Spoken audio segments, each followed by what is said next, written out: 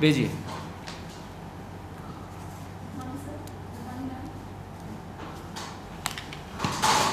बैठिए।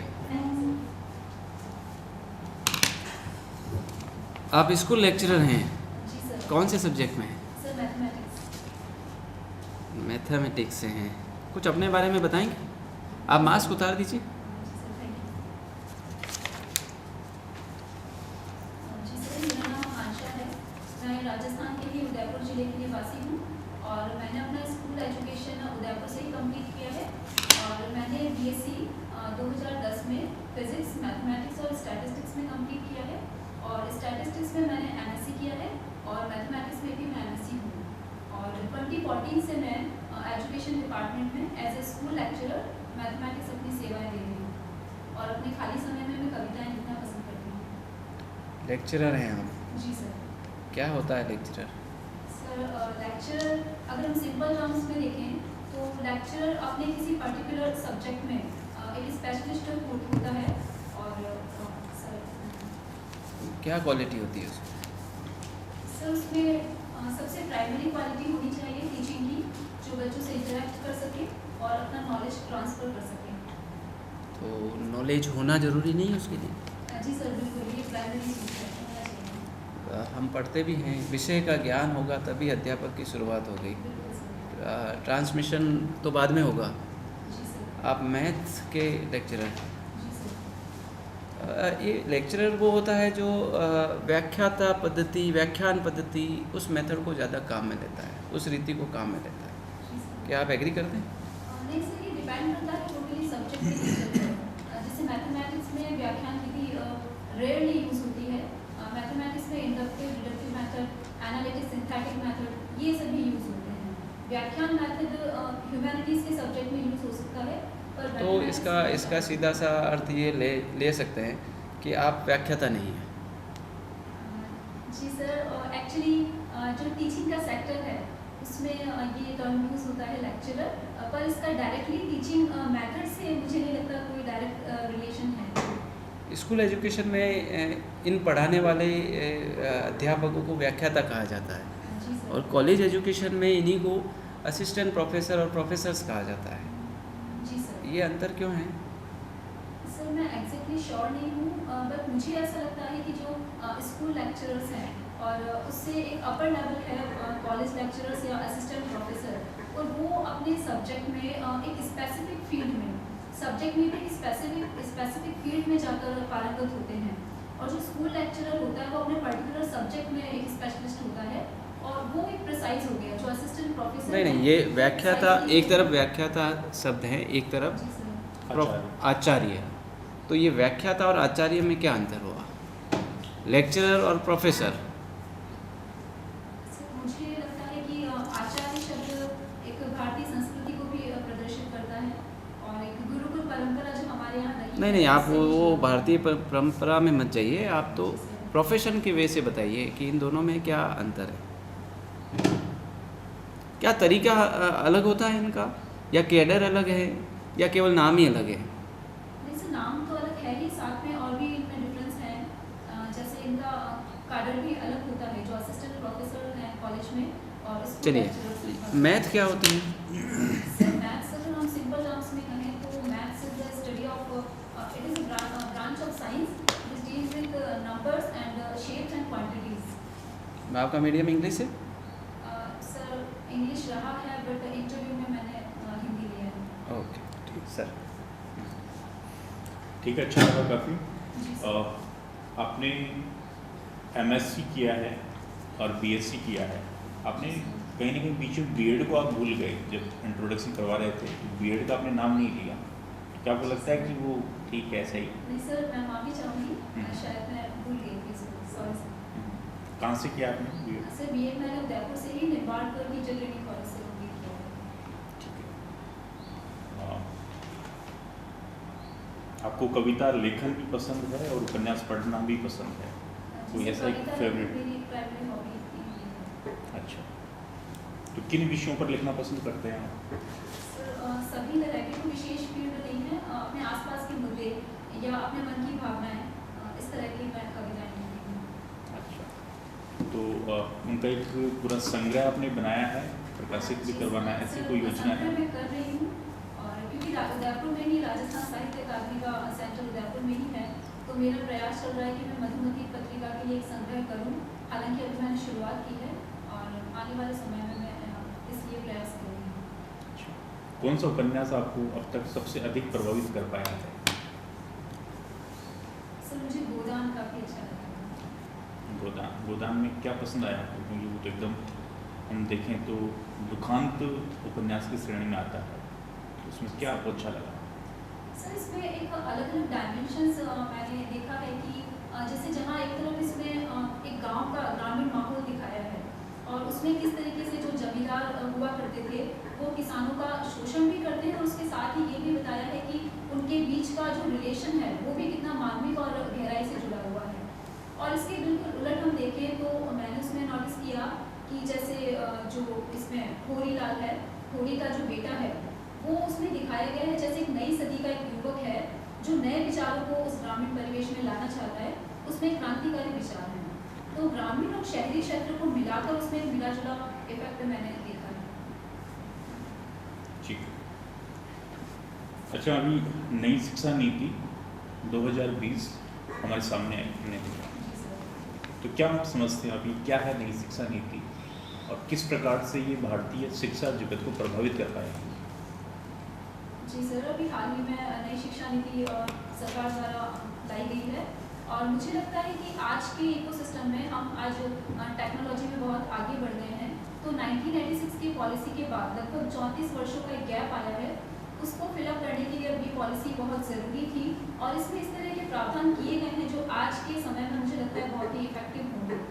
जैसे इसमें हम पहले जहाँ हम 6 से 14 वर्ष के बच्चों की बात करते थे, अब हमने इसका क्राइटेरिया बढ़ा लिया है और हम इसमें 3 से 18 वर्ष के बच्चों की भी बात कर रहे हैं। जहाँ पहले हम बेसिक 10+2 स्ट्रक्चर की बात कर रहे थे, अब हम वहाँ से आगे बढ़कर थोड़ा और साइकोलॉजिकल क्लासिफिकेशन में आ गए हैं, 5+3+3+4। और अगर हम देखें तो पहले हम 1986 की पॉलिसीज और उसके पहले की जो पॉलिसीज़ हैं उसमें हम बेसिक स्कूल इंफ्रास्ट्रक्चर तक सीमित थे। अब हम स्कूल में एक स्कूल कॉम्प्लेक्स डेवलप करने और अटल टिंकरिंग लैब जैसे आर्टिफिशियल इंटेलिजेंस को, कोडिंग को इसमें जोड़ने की बात कर रहे हैं। तो कहीं ना कहीं ये बहुत ही आने वाले समय के लिए बहुत अच्छा रहेगा। अच्छा, इसमें हायर एजुकेशन के लिए क्या प्रावधान है? क्या चेंजेस पहले से जो चले आ रहे हैं उसमें और अब इस नीति में हायर एजुकेशन में क्या चेंजेस हुए हैं इसके अकॉर्डिंग? समझ नहीं पाई, कौन सा एजुकेशन? अभी हायर एजुकेशन जो है उच्च शिक्षा, उच्च शिक्षा में जिस प्रकार की एक व्यवस्था पहले हमारे पास में थी और नई शिक्षा नीति जो हमें नई प्रकार की एक व्यवस्था देती है, दोनों में क्या डिफरेंस है और क्या वास्तव में वो एक सफल प्रयास रहेगा? जी सर, इसमें जो हायर एजुकेशन है उसमें मुझे जो व्यक्तिगत रूप से सबसे अच्छा कॉन्सेप्ट लगा वो है मल्टीपल एंट्री और मल्टीपल एग्जिट का। मतलब यहाँ एक विद्यार्थी को ये छूट होगी कि वो अपनी पसंद के विषय चुन सकेगा, और चाहे वो साइंस स्ट्रीम, मतलब स्ट्रीम का जो एक मेथड था उसको पूरी तरह से ख़त्म कर दिया जाएगा। तो ये कहीं ना कहीं बहुत ही अच्छा लॉन्ग टर्म में अच्छा इफेक्ट डालेगा। पर इसमें व्यावहारिक धरातल पर बहुत चैलेंजेस हैं, क्योंकि हमारे पास उतना इंफ्रास्ट्रक्चर अभी है नहीं हायर एजुकेशन में, तो ये एक बड़ा चैलेंज रहेगा।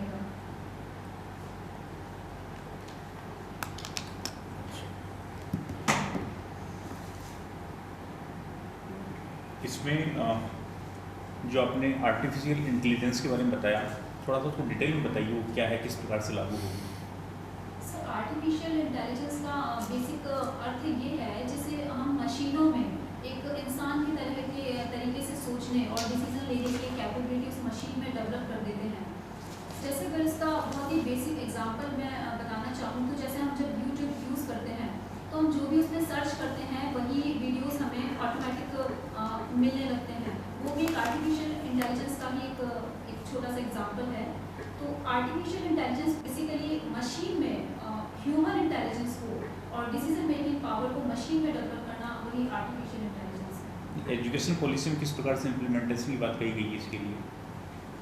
सर, एजुकेशन पॉलिसी में एक्चुअली बहुत डिटेल्ड तो नहीं बताया गया है, उसके जो मसौदा आया है उसमें, बट सिर्फ इतना बताया गया है कि आर्टिफिशियल इंटेलिजेंस बेस्ड जो इंटरनेट ऑफ थिंग्स है और बच्चों को कोडिंग और ये सभी चीज़ें सिखाई जाएंगी। उसमें बहुत ज़्यादा डिटेल में मुझे इसका बहुत आइडिया नहीं। ठीक है। अच्छा आकांक्षा जी, आपने MSc कहाँ से किया मैम उदयपुर में मोहनलाल सफाड़िया यूनिवर्सिटी से। और कौन से स्कूल में आप अभी जॉब कर रहे हैं? सर ये मैम देवारी में सापुड़ा ग्राम पंचायत में ये विद्यालय है। अच्छा, और रहते हैं आप उदयपुर में? जी सर, जी मैम सर। तो टाइमिंग क्या रहते हैं आपके स्कूल हाँ स्कूल के टाइमिंग क्या है? अभी एट प्रेजेंट अभी टाइम चल रहा है मॉर्निंग 10 से 4 o'clock इवनिंग। अभी तो रेगुलर चल रहा है। जी मैम। तो वहाँ पे मैथमेटिक्स लेती हैं आप? जी कौन से स्टूडेंट्स, कौन सी क्लास के स्टूडेंट्स को पढ़ाती हैं? 10th 11th 12th। अच्छा 10 से 12 तक के बच्चों को पढ़ाती जी हैं। मैम। तो अभी तो रेगुलर मोड पे चल रहा है, उससे पहले ऑनलाइन मोड पे भी चल रहा था? जी मैम बिल्कुल। आपके स्कूल से कंडक्ट हो रही थी ऑनलाइन मोड पे? बिल्कुल मैम। कैसे करा रही थी आप मैथमेटिक्स? मैम हम लोग अलग अलग तरीके से गूगल मीट का भी हमने यूज़ किया है, जूम ऐप पर भी किया है, और जो स्माइल प्रोग्राम स्टेट गवर्नमेंट का चल रहा है और उसके थ्रू भी हमने बच्चों को पढ़ाया है। मैंने पर्सनली खुद भी PPT वीडियोस बना के और जूम ऐप पर मीटिंग क्रिएट करके बच्चों को पढ़ाया है। तो उसमें विद्यार्थियों की प्रेजेंस रहती थी? इन्हीं सभी जो आपने ऐप यूज़ की है इनमें विद्यार्थी अटेंड कर रहे थे मैथ्स की क्लासेस? जी मैम, सभी तो नहीं कर रहे थे, ये एक बड़ी समस्या हमारे सामने चैलेंज था ये। तो आपने कुछ अपने स्तर पे कोशिश की? जी मैम, हम रेगुलर कांटेक्ट में जितने भी बच्चे थे, एक एक बच्चे का हमारे पास कांटेक्ट रहता था, और रेगुलर हमारे एक नॉर्म्स था उसमें कि हमें रेगुलर कम से कम 5 बच्चों को टेलीफोनिक कांटेक्ट करना होता था। तो इस जरिए से हम बच्चों से जुड़े रहते थे।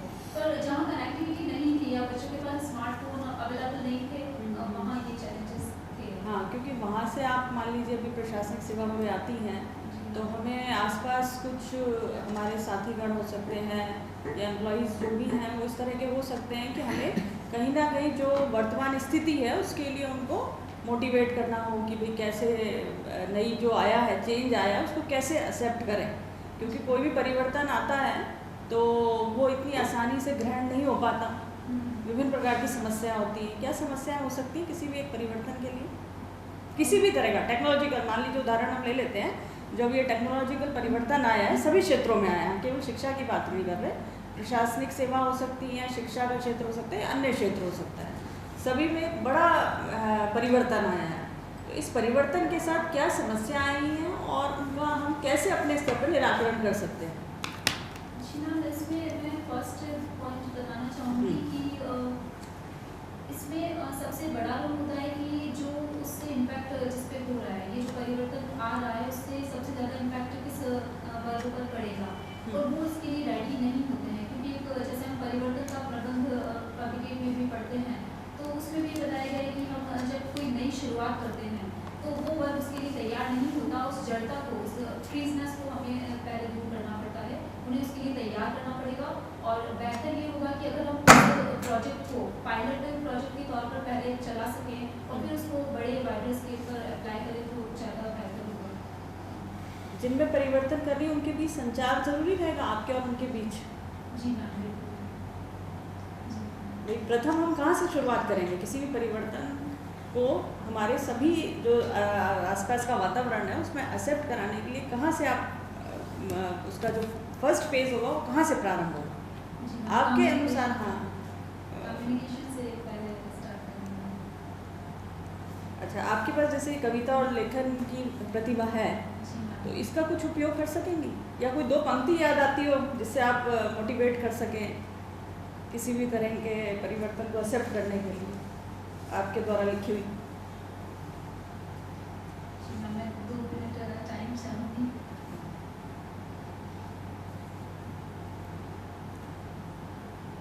कुछ आपने ऐसा लिखा हो जिससे? ज़्यादा तो याद नहीं आ रहा, तो एक कोड मुझे याद आ रहा है। हाँ, बता दीजिए। क्या मैं बता? हाँ, बिल्कुल बताइए। मैम बिल्कुल इससे रिलेटेड तो नहीं है, बट कोई बात नहीं। कौन कहता है मोहब्बत सब फना कर देती है, इश्क किताबों से हमने भी प्रूव किया है। तो ये एक पढ़ाई को लेकर है, इसको हम अलग अलग तरीके से ताकि आप क्या आप ले लीजिए सर। आपकी जो प्रतिभा है यूज सकते हैं। जी। आकांक्षा जी, जी मैम। जी सर। आपकी रुचि और आपका विषय दोनों नॉर्थ साउथ है, जी सर। है ना? चलिए, मैं आपकी रुचि की तरफ नहीं जाता हूँ, लेकिन मैं एक बात आपसे पूछना चाहता हूँ, विद्या की देवी हम कैसे कहते हैं? माँ शारदे सरस्वती। सरस्वती वंदना आपको याद है? हाँ जी सर। आज स्कूल के परिक्षेत्र में आप जब पढ़ाने के लिए जाती हैं तो प्राचीन संस्कृति का अध्ययन भी किया होगा। आज विद्यालयों में ये देखा जाता है कि पहले गुरु और शिष्य के बीच में एक अंतर हुआ करता था, एक डिस्टेंस होता था सम्मान का। धीरे धीरे वो कम होता जा रहा है, उसके पीछे क्या कारण रहा है? सर, इसके पीछे मुझे लगता है कि काफ़ी फैक्टर्स काम कर रहे हैं। इसके पीछे बच्चा जिस बैकग्राउंड से आ रहा है, उसका फैमिली एनवायरनमेंट क्या है, किस सोसाइटी में रह रहा है, वो भी इम्पैक्ट करता है। साथ ही स्कूल का जो वातावरण है वो भी कहीं ना कहीं इससे इफेक्ट करता है। टीचर्स का अपना क्या क्राइटेरिया है वो भी इसमें इम्पैक्ट करता है। आपके विद्यालय में आपसे बड़ी उम्र की भी कुछ अध्यापिकाएं और अध्यापक होंगे। कभी आपने बच्चों के सामने उनको विश किया, पाँव छुए? नहीं जी सर, छुए? सर, उसको देखकर कुछ बच्चे भी आपके पाँव छूते हैं। बिल्कुल सर। तो अनुकरण होना बहुत ज़रूरी है। अनुकरण होता है उसी से। चलिए 3 गणितज्ञों के नाम बताओ आप हमारे देश के। श्रीमान आर्यभट्ट, श्रीमान भास्कराचार्य जी, और श्रीमती शकुंतला देवी। एक विदेशी गणितज्ञ का नाम बताइए। सर रोनाल्ड ए फिशर, स्टैटिस्टिक्स में है। एक जिनकी थ्योरम बड़ी प्रसिद्ध है, उनके नाम से हम थ्योरम भी पढ़ाते हैं। सर बोधायन प्रमेय या पाइथागोरस प्रमेय जिसे कहा जाता है। हमारे देश का ऐसा कोई ग्रंथ है जिसके बारे में आप जानते हो, जो हमको निष्काम कर्मयोग के बारे में ज्ञान देता है और जिसको पढ़ने से मनुष्य को बड़ी आत्मिक शांति प्राप्त होती है, मनुष्य को अपने ऊपर संयम प्राप्त होता है? उस ग्रंथ का नाम बता सकती हैं आप? सर श्रीमद् भगवद गीता। श्रीमद् भगवद गीता में श्रोता कौन है? गीता का जो ज्ञान दिया गया जी सर। उसमें वक्ता कौन थे और श्रोता कौन था? प्रथम ज्ञान जो दिया होगा जी सर। तो उसके लेक्चरर कौन थे? सर इसके संदर्भ में मैं सर गैस करना चाहूँगी। गीता का ज्ञान कहाँ दिया गया था? सर ऐसा भी माना जाता है कि ये जब महर्षि वेद व्यास ने इसकी रचना की थी। वो रचना की उन्होंने। सर, जरूरत कब पड़ी इसका ज्ञान देने की? सर। ठीक है, प्रशासनिक सेवा में आने के पीछे आपका मकसद क्या है? सर, आप तो बहुत अच्छी, आपका जो हम देख रहे हैं कैरियर वगैरह देख रहे हैं, एक बहुत अच्छे अध्यापिका के रूप में आप हमारे समाज के अंदर इतनी अच्छी सेवा कर सकती हैं और एक नई जनरेशन को आप जो ज्ञान दे पाएंगी। आपके दूसरी सेवा में जाने से बच्चे वंचित रहेंगे। कोई चीज़ खाली तो नहीं रहती, मगर आप जैसी अच्छी शिक्षिका को ये पद छोड़कर इस प्रशासनिक सेवा की तरफ आने के पीछे क्या कारण है? सर मुझे लगता है कि मेरा जो अच्छा एकेडमिक रिकॉर्ड है वो सिर्फ मेरे इंटेलिजेंस को ही नहीं दिखाता, वो मेरे डेडिकेशन को भी शो करता है। तो ये डेडिकेशन मुझे इस एडमिनिस्ट्रेशन में भी कहीं ना कहीं मैं अच्छा कर पाऊँगी। और मुझे क्योंकि एजुकेशन डिपार्टमेंट में मैं बहुत लिमिटेड एरिया में ही काम कर पा रही हूँ और मैं एक वाइड एरिया में काम करना चाहती हूँ, क्योंकि जहाँ मैं अपनी कैपेबिलिटीज़ का और बेहतर यूज़ कर सकूँ। और मुझे लगता है प्रशासन में आकर मैं एजुकेशन सेक्टर में भी और प्लस अदर सेक्टर्स में भी अच्छा कर पाऊँगी। सुखाड़िया विश्वविद्यालय में भी आप गणित की प्रोफेसर हो सकती हैं, वहाँ पर भी आप पढ़ा सकती हैं, हेड ऑफ द डिपार्टमेंट हो सकती हैं। वहाँ पर भी आप प्रगति करके काफ़ी लोगों के बीच में अपने ज्ञान का उपयोग कर सकती हैं। वो दायरा भी बहुत बड़ा होता है। जी तो इसके आने के पीछे कहीं कोई मकसद बचपन से रहा है या अभी? सर बीइंग ऑनेस्ट मैं बचपन से मेरा ये एम नहीं था, बट जब मैंने एजुकेशन डिपार्टमेंट में ज्वाइन किया तो मैं बहुत कुछ नया करना चाहती थी, बट यहाँ इतना लिमिटेड मेरे पास इतना अथॉरिटी भी नहीं है और लिमिटेड स्पान है, इसलिए मैं एक बड़े स्पान में आना चाहती हूँ। अभी भारत के प्रधानमंत्री कहाँ हैं? सर अभी हाल ही में बांग्लादेश की यात्रा पर माननीय प्रधानमंत्री महोदय हैं। किस महिला से मिले हम? सर वहाँ की प्रधानमंत्री हैं श्रीमती सर मैं भी कॉल कर पा रही हूँ। वो प्रधानमंत्री हैं या राष्ट्रपति हैं? सर प्रधानमंत्री हैं। वहाँ बांग्लादेश के राष्ट्रपति कौन हैं? अभी चुनाव हैं भारत में और इसका सीधा संबंध जो है पश्चिमी बंगाल में जो चुनाव चल रहे हैं इससे हैं।